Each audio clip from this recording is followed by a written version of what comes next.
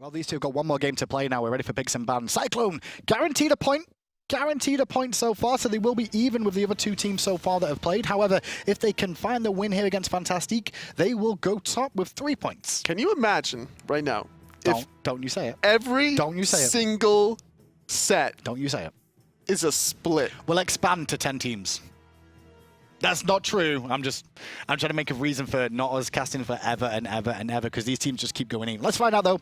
Can Fantastique split here against Cyclone? Cyclone will be first pick, first ban this time round. Fantastique opted for the second pick here. So we mentioned about first pick versus second pick. First pick, you have your own strategy. It didn't really work out between the Susanoo and the Giannis this time around. Fantastique, they want to go for more of a counter pick strategy, going for that second, more important. Susanoo taken out by Cyclone GG. Clearly, they felt like WorldEdit for Fantastique had a good game on it and actually made an impact and caused him a lot of issues, so they're going to make sure he doesn't have that opportunity again.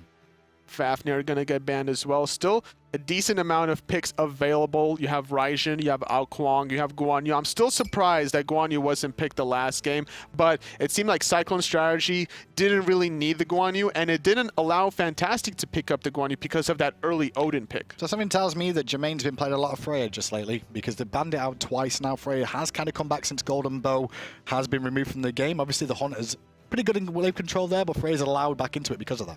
It's interesting to pick up to try to ban out Freya, even though Fantastique was the one that banned Fafnir. Normally, if you have a Freya, you want to synergize that with a Fafnir. So in this situation, it just seems like they're respecting Jermain's Freya. Once you have Fatalis, you have to be so careful around level 9 once that pulse gets maxed out. Well, Odin banned out by Fantastique here as well. Cyclone GG with the first pick option this time round. It will be the Raijin. Obviously gets 3 picks and bans, and it will be locked in for their mid laner. Could potentially see a counter with the Kabrakan trying to wall in the Raijin if that Thunder Crash is down. Obviously, Wlfy played Ho-Yi last game, gone for Raijin this game, so he gets to see his mages and his hunters, which is an important thing for the mid laners in Europe and North America to be able to do, is both flex between both the carry types. Yes, because now you have a mage in the dual lane that's going to be able to farm very carefully in the early phase and then get to that mid game, because you put a Kronos in the mid lane, he's not that successful in the early laning phases, but mid game comes online when you have Accelerate maxed out, that attack speed comes online, you have the Doom Orb stacks as well. It's a big threat. Well, Fantastique, Bacchus and Nemesis this time. They're going to take away both the picks that Cyclone GG ran against them. Dardez's Bacchus is fantastic. So, Fantastique, oh, do you see that? I'm amazing. We can just say that over and over again. It's such a bad pun. He's the best. No, he's on eager. Yeah, he's on eager. Yeah, my bad. But Bacchus, he's very aggressive. It's something a little bit more to Dardez's style for me. Very aggressive player, likes the Ares, likes the Bacchus, the initiators. Dardez on Geb, different sort of story. You can't initiate, you can't do as much, you know, in terms of aggression. Just Blinkle. Exactly, that's what you have to do as Geb. Now you have more flexibility with the Bacchus, and on top of that, you're taking away options from Cyclone GG, because imagine a Raijin with a Bacchus and a Nemesis. That would be just spell doom and trouble for Fantastique. So taking that away and instantly to respond, Cyclone GG going to take the Rama and the Guan Yu. Now Guan Yu, bit of a flex here. Could go into the support role, could go solo. Generally most of the time though, totally we've seen him in the solo lane. In this position, Guan Yu and Rama would be able to really efficiently clear the buff camps and get to laning phase very quickly, clear out that wave, and have complete dominant lane control for the remainder of the early laning phase. Well, we're going to see Jingwei one more time from Jermain here. I'm still not understanding why everyone's loving the Jingwei all of a sudden. It just came out of nowhere, at least for me in the pro scene. But we'll see what Jermain can do with it this game, because last game didn't see as much as we may have wanted to see. Giannis banned out by Cyclone here. Clearly don't want nulisa to get her Giannis back one more time. She's very comfortable with Giannis. We saw the last game. There was a couple of very well-positioned through space and times that took out MBK before the rewind even happened. In the late game, we saw a big important mid-game team fight where she was very aggressive. She would use her portals to put herself into the fray, use the threshold on top of herself so that everyone else could also get slowed, all her teammates could get accelerated, and then she could just wiggle around. Well, the MoGoW Hades ban came out there from Cyclone GG, which kind of leads to me that Guan Yu is probably going to be the solo laner here. Obviously, Silence very effective against the Guan Yu and the Teller Assault clear. But Vulcan has been locked in for Fantastique as well. nulisa possibly going to be playing that. That would be a nice little... You have double knockups. You have Bacchus and Vulcan now. Nemesis has a decent amount of burst. Hunbat's going to get taken for a Cyclone. And if you're trying to counteract this Guan Yu with a silence, there's also Amaterasu that you have to worry about. Well, Kala's going to show off what he can do on Geb this game. He's going to go to that one. He just needs a little bit more synergy, and that kind of makes sense. A bit of peel on the backside, a couple of shields for this team just to avoid some of the burst damage that can come out from Fantastique. And the thing is, Vulcan could peel for himself. Whenever you land an ability, you're going to get that extra movement speed. You can knock somebody back, whoever's on top of you. And getting the Wukong in this position, last pick for the Soul Lane, trying to match up with the Guan Yu. I'm going to give the little bit of a favor towards the Guan Yu. How are you feeling overall, totally on paper, looking at these comps? Sustain, definitely going for Cyclone GG because of the Guan Yu. Peels are pretty solid as well for Geb. You can have Hunbats initiate, Geb can stay back and peel, or you can have a double initiation with Raijin following up. So the amount of all-in potential from Cyclone GG is really strong. And on top of that, they also have the sustain. Whereas Fantastique, you're relying on the Vulcan ult a lot, I would say, in team fights. So it's going to be hit or miss depending if nulisa can land her Vulcan ults. I can kind of agree. Fantastique's comp here just feels like he's going to be very highly executed to make it work, you know? He's got a lot of issues and a lot of moving parts that can have things that fail, which could cause a lot of issues for them. Cyclone GG, though, is pretty standard, you know? It's like they've got good control in terms of peel, good control in terms of damage, and good controls in terms of engage as well. Like, all these things factor in. I'm really favoring Cyclone here. The only thing that Fantastique, I would say, have really going for them is their mobility. I would say Wukong can, you know, use the bird over the dash from Guan Yu. Nemesis gets movement speed bonus from her ultimate to double dash. Vulcan has his passive. And then you have Jing against the Rama, who's obviously going to out-rotate anywhere Rama goes. Well, we mentioned Rama here. VoteNBK playing this for the first time in this relegation so far. I played Kronos last game, so it's first time seeing him on a Hunter as well. Been in the Pro League before, if you've not heard of him before. He did actually play on Justice and Upcoming Stars, if you've heard of them. They were in the Pro League previously. And he played the Kronos pretty efficiently that last game. Unfortunately, he got really focused hard that late game in the first one. So all he has to do is just make those late game adjustments, and as long as his team is successful the way they were the first game, this could be a very clean game out of Cyclone. It's a good point, actually. It was VoteNBK as well on this Hunter. He's played in both sets of relegations that Upcoming Stars and Justice were in, but he was on the defending side. This time, he's on the aggressing side. He's the one with nothing to lose, you know? He wasn't in the Pro League, but now he can get his way back into it. Mid lane, though, level 2 for both of them at the moment. nulisa with the turret to start things off there to help clear the wave and get some control. Roy Harpy's being looked at right now by WorldEdit, but iceicebaby's not going to have it for free. Monkey bounces. Looks like it might have doesn't connect onto the last hit for the mid Harpy, so going in the way of Fantastique. Meanwhile, nulisa pulling the left side's getting it pretty low, but has to reset it because it wasn't low enough for iceicebabyy to execute it with overhand smash. Well, iceicebabyy going to actually check they weren't doing it, but they're going to give up both sets of these Harpies to Fantastique here. Much better start from them early on in this game. They've got a bit more better control. And now with that, nulisa makes the rotation with her jungler trying to get those left side mid Harpies, and because of that turret, she doesn't miss out on any gold or experience, making sure that they keep up with the lane pressure. But look at this invade on the top right. He could be caught here. He's got speed buff though, so he can just continue rushing away, and WorldEdit. This is huge. Why is he not going to give chase here? Instead, he's just going to like take the big camp, and get away. That's so much time being wasted for Iceice. Level 2 currently to WorldEdit's level 3. Has to back aggressively in the own jungle of Fantastique, and this is going to allow WorldEdit to hit level 5 very quickly. Look at the experience at minute. Just because of that, you can see he's down to 342. His iceicebabyy on that Batz. Nemesis a little bit further ahead at 400. Both junglers clearly the lowest, but still doing fine. So still looking at the duo laning phase at the point in time. Bacchus, Jing looks like they have a little bit of control over this Geb and Ram. I mean, it's double knock-up, right? You get the belly flop into Gust, or it's Gust into belly flop. Either one of those is so much damage, and that's why you're going to see VoteNBK using those rolls to perfection to make sure they can get away. But those rolls can also cripple for the chase factor as well. That's true. And on top of this, I like the play from Fantastique, just making sure that they're trying to zone and making, you know, forcing NBK potentially in a sticky situation where he'll get initiated on. A little bit of aggression in mid lane, as per usual. He's just continuing to farm up. Wave clear definitely in favor of Fantastique right now, as they're going to swing in for the right-hand elementals, I should say, in the Fire Giant pit at the moment. So a little bit of a goal lead currently for Fantastique, establishing about a 400 goal lead. as these elementals are about to spawn. We do have level 5 for both mid laners. But not both junglers, so these could be quite important for them. And it's actually going to go the way of Fantastique there, because you see WorldEdit just hit level 5 as well. So hitting level 5 allows him to potentially look for an aggressive play onto this Hun Batz. Having the Sanctuary available to him, so should be able to buy enough survivability against the wombo combo from WorldEdit and nulisa. I mean, it's just not worth it, though. They're trying to go aggressive on one of these two at the moment with a Nemesis ultimate. They're just going to immediately Thunder Crash away or just somersault away back to safety. Well, in this position, if Ice gets initiated on, you're going to have Wlfy counter-initiate because there's nothing for him to worry We're about. going to see our first fight of the game here as the red buff is being looked at. It's actually Wlfy under pressure, gets a shield there as well to get him back to safety from Callus. Drums through the wall, hit onto Dardez, but he's not enough for a kill. Meanwhile, Purification used by WorldEdit to get away. Can't dash because the rollout cancel that from VoteNBK. And Jermain very far forward looking for something, not going to find anything. But what Fantastique do find is the red buff. They do manage to steal this one away. And that was a beautiful initiation. Or do they? So Wlfy was able to... red buff does go into the way of Fantastique. It looks like being taken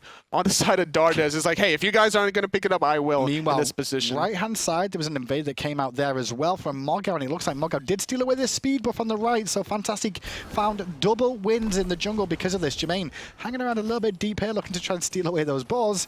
Won't find any, and he'll just agility back to safety. When you have a lane control advantage, you might as well try to contest those boars, and then you'll make the rotation before the enemy will. So you make these aggressive plays, not in an attempt to really get a kill or poke out, just to say that, hey, I'm here, I could potentially steal this.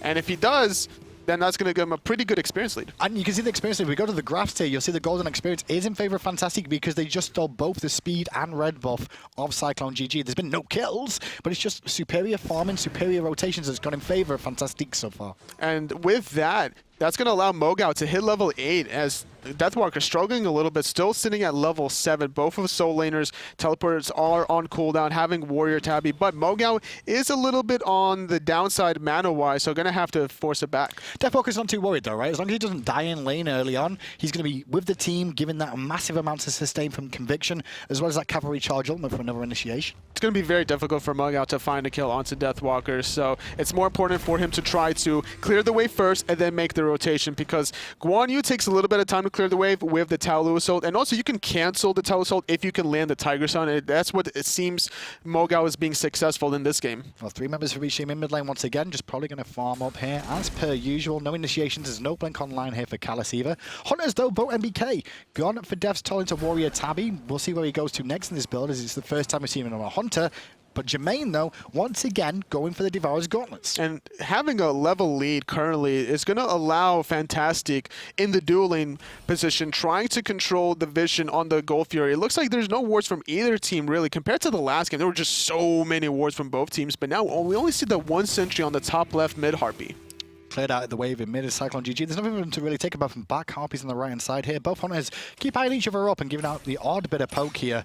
But for the most part, it's just farm-centric from both. And Rama, level 7, doesn't really impact the 1v1 boxing fight. You don't really want to box, especially when you're a level behind currently. That's true. So Jing should be able to take advantage of that fact, keep putting on the pressure, look for those explosive bolts to clear the archers, and maybe hit NBK at the same time, and then maybe find a knockup. Think about that. NBK is going to be very careful as well of the fact that he's not got as much sustain. Devourer's Gauntlets and Death's Toll just add up so much in terms of sustain that Jermain could just sit in lane a little bit longer. Still, no engagement in the mid lane between these three. I'm expecting it's going to come down to an invade one more time, which is about to potentially happen from Fantastique again, as red buff and speed buff are spawning for the side of Cyclone GG. And this time around, the wards are online for Fantastique. They're grouping up. They have speed buff already on WorldEdit. Every ultimate is available for both teams. Initiated onto the red buff. Callus rolling in, but is he going to find the steal? He does not. And into the sky, though, goes VoteNBK. Bursted heavily, but that'll buy him enough time to get away. Dardez is the only one hanging around, but he won't be able to pick anything up. The red buff did get dropped and was stolen there by Fantastique as they walk away. And we do have a rotation from MoGoW that was thinking about potentially sneaking underneath. Instead, going to go back into the Callus. The flop connects, and that was huge because it allowed nulisa to combo him down. Cavalry charge from Deathwalker and the drums of war as well. But he dismounts a little bit too early, so they're not going to find a pick. Jermain, though, he really wants VoteNBK, but he's being slowed down. From downtown comes nulisa, but it's not enough for a kill. The good news is Jermain gets it and gets out of dodge. So that's 3 for nothing on the side of Fantastique, stealing the red, and now they're going to position themselves for this Gold Fury for free. Nobody even close. 2 members from Cyclone having to back. The only person even relatively close is the Get, but without having Blink or the Rat, there's just no position for him to steal. I tell you what, Tolly, coming into this today, a lot of people were talking him up, saying these teams are close, but my oh my are they close. We saw, you know, the first set, whatever versus Torpedo, ended up being a split.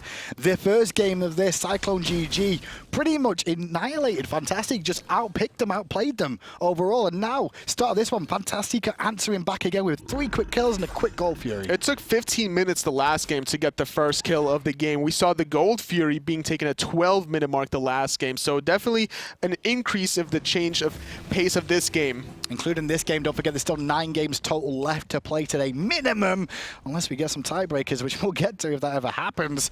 At the moment, 8.5 minutes in, Gold Fury down, and everyone starts making those trips back to base. It looks like VoteNBK here, totally going to be going for the Iqval, which is, I think that's the one most common build I've seen. Death's Toll, Warrior Tabby, Iqval, Executioner. You're trying to get the attack speed on the Ram. You want to try to throw out as many of those astral arrows as you quickly can, trying to win the 1v1 boxing match. Unfortunately, however, you are 2 levels behind compared to Jermain, so it's still going to be very tricky trying to find the 1v1s, especially you're battling into a Devo gloves on Jermain. I mentioned Jermain there. Obviously, he played Jing first game. I didn't really see anything out of it. I was like, why is he picking it? But this game clearly understands his god very well, went very deep and aggressive looking for that kill on VoteNBK, finds it, and also gets out as well. I would say it's more about the Bacchus and Jing combination that allowed the 2v2 to be successful in the early laning phase, just slowly pushing Cyclone constantly under their tower, which allowed for a 4-man collapse under that first red buff invade, which slowly transitioned further. Flop on Wlfy did connect, but he did manage to get away just in time. Meanwhile, iceicebabyy, he's going to have to leap away back to safety on that home Batz. Is Fantastique pressure mid lane, all of them with a bit of an experience advantage on their counter opponents. So currently in the early game, because, you know, pre-10-minute mark, this is still relatively early. I would say late game, though, once the team fights start happening, you know, you have Deathwalker that's going to start making rotations, going to be able to consistently find those important heals and continue the team fight on. You're going to have a lot of good crowd control between Ice and Callus, but it looks like there's going to be a team fight around the red. No Evil straight away used. Purification also out there from Jermain, who's going to airstrike too. Dardez just on peel duty with that Bacchus there and the Belch. So Cyclone GG sent 5 members to secure this red buff this time around. They want to make sure Wlfy gets it and they don't start losing more, but they do lose some in the solo lane because of that. Yes, that one wave is going to hurt Deathwalker quite heavily, and meanwhile WorldEdit taking his own speed buff, trying to potentially invade, but there's a heavy rotation on the right. Gold Fury is still down. Left-hand side, there's going to be a 1v1. No one to contest the speed buff. No, not for now. Speed buff goes down the way of Cyclone. They're going to get their own buffs this time round. But I don't think Fantastique will be too upset about that. You know, they've invaded twice and got away with it. They actually find the red buff twice, but going for the 3rd time, they're like, no, let's just not risk it. They've committed 5, let's just back out. And in this position, you have a 1 level lead as VoteNBK just hits level 11. You want to try to allow Jermain to find this 1v1 trades because of the Devo Gloves Gauntlets. As long as he's able to successfully trade efficiently and not miss any in-hands, then it'll definitely go into Jermain's favor. I think I'm perfectly happy as Jermain here. There's a bit of a tussle going on in the jungle here, and actually the tussle's resulted in a kill. Wlfy goes down to WorldEdit here, and MoGoW makes the rotation as well because of the teleport to get to the fight, and VoteNBK's found himself alone here.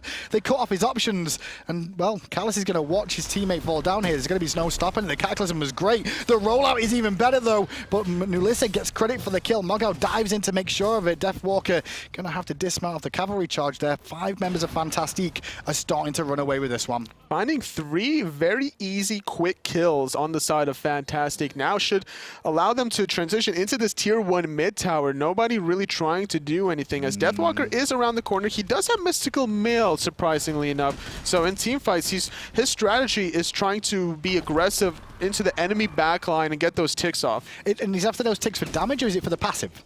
Is he just trying to suck his passive more? That could also be another opportunity to try to get that passive up. But more importantly, I would try to lean more on a strategy where I'm more in my backline, trying to damage whoever's on my carry and constantly healing off. So this Mystical Mail leads me to believe there's more of an all-in strategy between this Raijin, Batz, Guan combination. Okay, we'll see how that works out for him, because at the moment, you know, 0 and 6 down.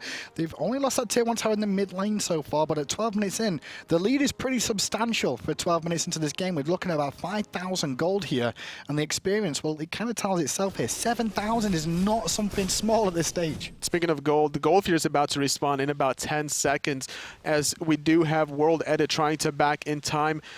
Probably going to pick up a sentry ward just to make sure that his team is going to be in a good position to control that area of the map. Wlfy already spawned, but nobody pulling it just yet. Like you said, just Walker is Jermain going to make sure he get vision of VoteNBK. He was looking for the gust over the wall, but now going to give chase with agility. Unfortunately, minion wave in his way. He changes his mind, goes back to farming. He's going to clear the wave and then make the rotation towards the Wlfy, finding the farm in between. We see the mid lane being cleared, the dual lane being cleared, and then they're going to group up towards that jungle, or they're going to try to continue on the pressure. There's a 2-level lead still on the side of Jermain. Callus rolling out to the left-hand side. Jermain not really scared here whatsoever, just stands and bangs and pokes back out onto Callus. And he's having a bit of a rough game at the moment. Still not completed his second iron. Went for shoes of focus. And you can see the goal difference in him here. He's down about 800, 700-800 to his lane opponent, Dardez. He's not afraid of Callus because there's no physical protection on the Geb right now. So finding a lot of damage before the Wlfy onto this Geb is going to make it less tempting for him to try to look for the steal. Fantastique clearly want to fight because they've all turned up immediately. MoGoW is already here.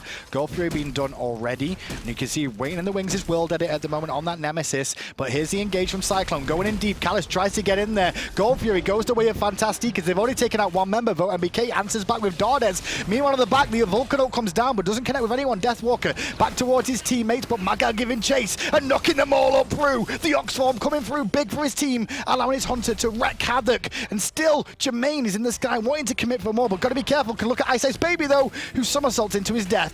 Beautiful aggression from WorldEdit under that tier 2 tower. So Wlfy for Fantastique, losing Dardez, but getting iceicebabyy in return should be allowing the rest of the team to get this tier 1 tower on the left-hand side as MoGoW is still around. It was just a lot of good sanctuaries on the side of Cyclone GG. That could have been 2 more kills, honestly. And Jermain recognizes the teleport, got to just swing back to the safety here of his own side of the jungle. They wanted to commit there for the tier 1, but recognize the teleport, they're going to swing elsewhere. And now with that, there's going to be a speed buff invade from nulisa, recognizing that there's such a heavy rotation on the left-hand side, having no fear, half-health Vulcan, less than half health. This is just a much better game from Fantastique, right?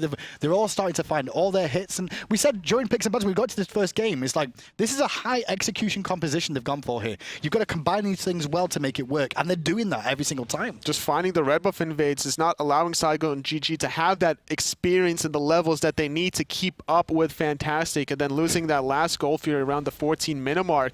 They increases the lead to about 7,000 gold. And just look at that player damage on the side of Fantastique here. All 5 players are above all 5 players of Cyclone GG this game. And here's the aggression from Jermain. He catches VoteNBK in an awkward spot. Agility's into the way, but Jermain's a little bit off focus there with some of those in-hands, which is allowing VoteNBK to come back into it. It's going to force the sanctuary. Jermain has made a mistake, and Jermain may pay with his life unless he misses all those snipes. The last one does connect. The gust on the mark, but purified away. Here's the rotation from the team. Jermain's in the sky, but guess what? Wlfy will get the kill. Unless he's not in range, finally finding that last hit. Meanwhile, WorldEdit and the backhand side, there's a team fight. iceicebabyy being the first victim. MoGoW finding the stun. Unfortunately, Meatball not on the mark. Deathwalker a little bit low. Going to be forced to back as the red buff is about to respawn. That looks like where Fantastique is sticking around. Yeah, it looks like that's where it's going to be as well. Taking into account, VoteNBK did actually pick up Assy, and I think that's one of the reasons Jermain lost that trade. He didn't recognize there was extra sustain coming out, and missing a couple of those in-hands because of the minion wave blocking him caused him a lot of problems. That was the issue. He cleared out 3 out of the 6 minions, which was so important, as tier 2 tower continues to be aggressed on, getting a little bit of poke, but not really too much as Dardez engages. 2, and the Vulcan hits 2 as well. Wlfy on the back, forced to ult in response, but they're still going to go down to WorldEdit and the Jingle Bang of MoGoW. WorldEdit happy to tank up the frontline tower for themselves there, but the tier 2 tower stands, but they do lose another member. And that's really important. Red buff has respawned. It looks like WorldEdit thinking about going there, instead electing to back very safely currently. Now, that was a great initiation from Dardez, finding Wlfy, poking him out. This is what you have to do against the Guan. You have to find the burst, not allowing those heals to keep stacking up. And the longer team fight goes on, the longer the Guan Yu will keep sustaining everybody up. And it was just such a small thing from Cyclone there as well, because Wlfy, Thunder crashes over the wall back to safety, but he stood on top of Callus, and when 2 members are together, you're both going to get knocked up if there's an opportunity. Dardez recognizes that. He's a senior, Bacchus player. He's so used to seeing it, he sees a bigger picture. Yeah, his lights just light up like it's Christmas time, and he's got some presents under the tree. It was 2 nice presents for him, then he actually found a kill because of it. At least his team did as well. Wlfy down for a little bit longer, but Callus getting aggressed on one more time with the belch. Didn't roll out though, which was kind of wise of him to do, otherwise he would have found himself in a bit of trouble there. Couldn't anyway, because it was on cooldown. Fantastique, recognizing their lead, they're still going to play aggressive while the waves aren't in the middle of the lane. They're just going to try to position themselves around this Wlfy. It is going to respawn in about a minute 10, and they can easily find these kills, you know, with a Bacchus knockup, followed up by more knockup from nulisa. You know, the all-in potential play from the Nemesis could allow for an easy pick. I'm just looking at the teleports from solo laners. Both of them have it available, and MoGoW is going to look to steal a speed buff away here. Deathwalker returning to base. Fantastique on the main part of the map, on the left-hand side, rather. They're just trying to position and call off the options in the jungle to siege this tier 1 tower on the left. It seems they're Fantastique are trying to force Cyclone GG isolated. You have the Raijin on the right-hand side with WorldEdit. Meanwhile, Dardez is going to initiate under the duo tower. They do get a teleport off, but there's a good engage with the Fear No Evil coming out from iceicebabyy, looking for a kill. Knock up from nulisa is good, though, to deny it, but nulisa goes down to Deathwalker now. 1-for-0 exchange in favor of Cyclone. Really great initiation coming out of iceice. That's exactly what they needed to do, taking away that mage in the mid lane. Now they have to find a way to extend this player advantage. You know, having 5-on-4 for about 30 seconds. You also have Guan you sustain. Wlfy is respawning in about 10 seconds, and it looks like Cyclone GG trying to position themselves around it. They need this Wlfy too. There's no Wrath on either team here, so it's going to be all about the burst damage of the team. And with nulisa dead, well, it's all up to Dardez and that ultimate. Maybe Jermain on that amazing Jing wave, but we'll find out. Wlfy being bursted, Dardez hanging around, waiting for his opportunity on the Bacchus to go in. The flop is available. The knockup was good. The Wlfy goes the way of Fantastique, stolen by the Intoxicate of Dardez. And now poor old Callus surrounded. Ring around the rose. He's trying to roll out and get away, but he won't get away from Jermain. Meanwhile, MoGoW pushing out the rest of Cyclone GG. The decoy is buying a lot of time. Meanwhile, in the soul lane, WorldEdit is split pushing. That tier 2 tower on the right-hand side is half health, and the rest of Fantastique are also pushing the mid lane. They stole the Wlfy. They found a pick. They're finding a tier 2 tower as well. They're all over the place. And the funny thing is that WorldEdit went to right-hand lane there expecting, listen, if we lose Wlfy, at least I'll get a tier 2 tower to answer back, right? But it's bonus. It's big boy bonus time, right? You get the Wlfy and the tier 2 tower. Fantastique. And Jermain getting the tier 1 tower on the dual lane. So Let's yet again, just more Fantastique plays. 11,000 gold in favor of Fantastique, 15,000 experience, just under at 20 minutes in. You can see that experience really does matter at this moment because we've had so much fighting going on. At 20 minutes in, nobody level 20, but all the lanes of Cyclone are ahead. And this is the point. This is the point in time where Fantastique can easily start grouping around the Fire Giant. They have the damage currently, unless they really want to wait for the level 20 of nulisa and then also finishing off that Rod of Tahuti. That could be a power spike they could want to wait on a little bit. They could potentially look for the tier 2 mid tower and dual lane before they transition into the Fire Giant. The best thing that they've done so far is make sure Cyclone GG can't group up as a whole 5-man unit, because that's the biggest threat Cyclone GG have. They've got so much control in the fights and so much sustain as well. If the fight goes on any longer than a second or two, then this could get turned around on the Fantastique very, very quickly. So by making sure they take the fights wisely, it's working out so well in their favor. But because Cyclone are so under-leveled, it's very easy to find these very important picks. Level 19 onto Jermain, 17 onto nulisa. Those are the two big important factors that Fantastique have going for them in these team fights. You mentioned Fire Giant. They're swinging around into the right side jungle, more than likely for the speed buff here, and maybe catch someone here. Wall coverage going down, just give themselves a little bit more vision. And Cyclone GG got to be careful who they send in here, because they can only really send in the Batz, because Callus only level 11 on that Bacchus. It's going to be very difficult for this Gap to get in position with just rolling out, not having that much protections. Doesn't have Breastplate of Valor quite finished yet, having only the defensive magical aura item, making sure that he gets a little bit more MP5 for the rest of his team. Now this tier 2 tower in the mid gonna get pressured out. I don't see how Cyclone GG can realistically defend. I mean, Fantastique want a group for the 5-man unit here and go in. Dardez flopping in off the mark. Intoxicate is on the mark though. Gonna force Wlfy out.